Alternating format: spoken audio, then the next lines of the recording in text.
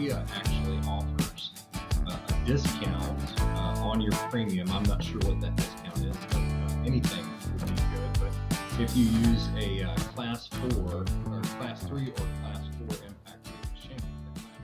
Hey everybody, I'm David with Bolivar Live, and once again, it's the show with Aaron and Franklin where we talk engineering and home repairs and how to make sure you keep everything in jive with your insurance. And Dave and I were talking before we started the show about roofing, and you brought up something, Dave. You said, man, I want to let people know how they can save money, but let's start off with the process. So I've got a home.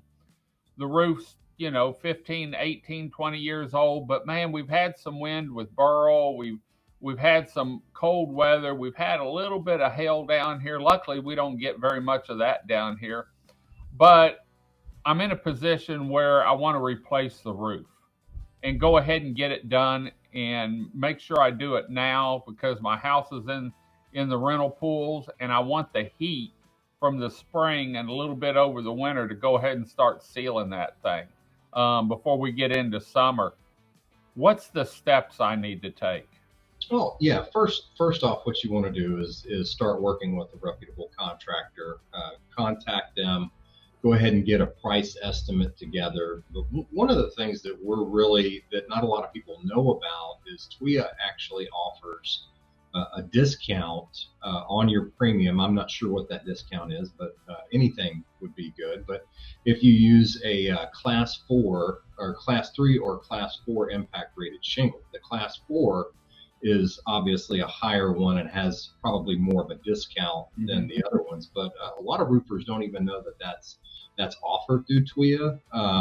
And the difference in the upgrade, between a Class 2 to a Class 4 is not really significant. It's a little more money, but it's not. And what that is, that's for impact. It's essentially, if you have a hailstorm, that shingle has a higher rating and it can handle that hail better and not have as much damage. So that's why TWIA feels like they can give you a discount on that. So yes. Okay.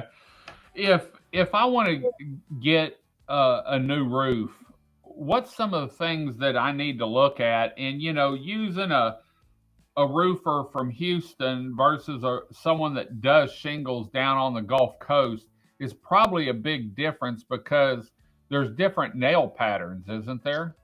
That's correct, and there's different nails that are needed. Where in Bolivar, you have to use a double hot dip galvanized nail, which is the minimum, or stainless.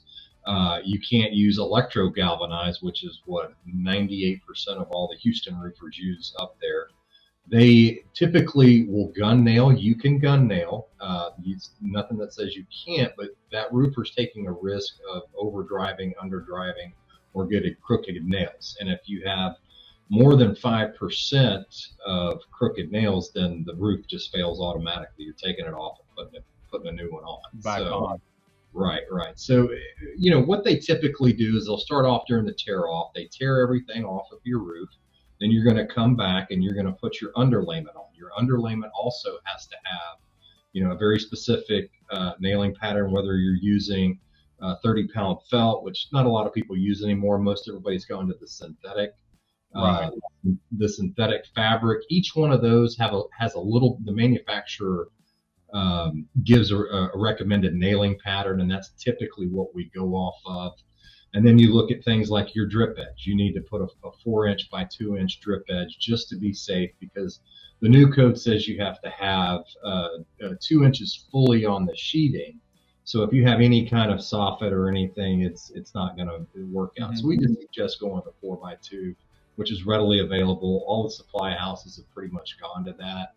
And then we like using a fully adhered starter strip, because that's where the highest wind pressures is the edge. You fully adhere that starter strip, and then you can even put some additional adhesive on it to just really tighten that down. Hold that down good. 6 nails per shingle, and just don't overdrive it.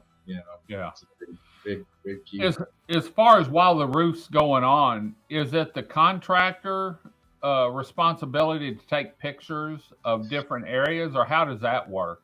We always, so when we're inspecting, we're a moment in time. We come out, we look at it. Typically, we like to get there on a roof just for basic economy. We like to look at it when the roof is off and when they've got the underlayment down and they're starting to apply their shingles. And then we can go in and watch and monitor and then just kind of spot check around their guys and just make sure. And then we come back, and before the roof is sealed, we'll lift a few shingles just to make sure that there's a uniform nailing pattern throughout. But we're only there for a short amount of time. So your contractor really needs to take photos. If he's got any issues, we get a lot of times where they get the roof torn off and they've got some rotten wood there.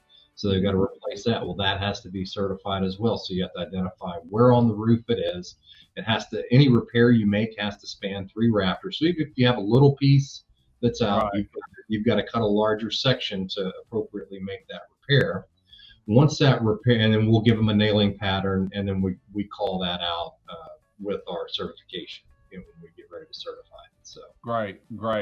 On the discount on your insurance, how does that need? What do you have to do to get that or check into that? So the contractor has to basically fill out, I would call it an affidavit form. It's just basically stating this is the product that we put on. This is the impact rating of the product, and you just give a little bit more information. And then they also, there's another form that you have to fill out for TWIA that basically is just applying for that discount. So you have to give the kind of the affidavit form and the application, and that's submitted in to whoever you have your insurance through. So it doesn't go straight to TWIA, it goes to the agent, and then the agent submits it in. And one of the things, like I'm actually applying for this discount. I just put a new roof on my home from damage from Beryl, and I went with an upgraded shingle, which is more rated as a 40-year shingle, so you'll get maybe 32 years, 33 years out of it. If you have a 30-year shingle, you typically get 22 to 25 years. It's just the way it is. It's just in some climates, the heat, the wind, and then you get those freezes, and it just it plays havoc on those shingles. So, but mainly at the beach, it's that wind constantly. You can start getting a loss of granulation. You start seeing the glass mat and the shingle, and you better start thinking about replacing it. So. Great.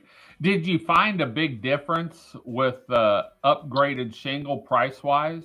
The price difference was for my roof, which was 44 squares, was $2,000 different for an upgraded shingle. Yeah, and it's a 20% thicker shingle. It has a 30-year. This is a GAF ultra high definition, so it's a thicker shingle. It's got a little bit more of a raised profile. It looks a little different. So, and you can just tell. I mean, even when the guys were lifting it up, they didn't realize how heavy those packages were going to be. Compared to the other one. Right, they were significantly heavier. So, yeah. So. Okay. Yeah. Just a better shingle, and for a couple $1,000, I said, hey, just let's get it done. Right. Yeah. Well, for more information on this, or if you're thinking about getting your roof replaced, make sure you call Aaron and Franklin, because everything needs to be documented to keep your insurance in check. And you don't want to come back later and have to pull off some of the shingles because you didn't get pictures or they didn't see the nail pattern, because to me, that's always a weak place in your roof. Whenever you have to, it's sort of like down here after Ike, all these places that had filled in, I noticed those were areas that washed out because it wasn't natural, and I think my feeling is, maybe I'm wrong, the same thing on a shingle and that. So anyway, check out Aaron and Franklin. If you want to get hold of them, you can call them. Or you can fill out their contact form on their website at aaronfranklin.com. Dave, thanks for joining us today. Until next time, I'm David with Bolivar Live. Y'all have a great day, great week. Come see us. God bless, and bye-bye. Thank you to these 2026 video equipment sponsors. Crystal Beach Decor and More, located at 1959 Highway 87. Beachy Beatnik Boutique, located at 970 Surfside and Highway 87. and Latitude 29 Surf Shop, located at 1400 Highway 87. Thank you to these area businesses for being our 2026 video equipment sponsors for Bolivar Live.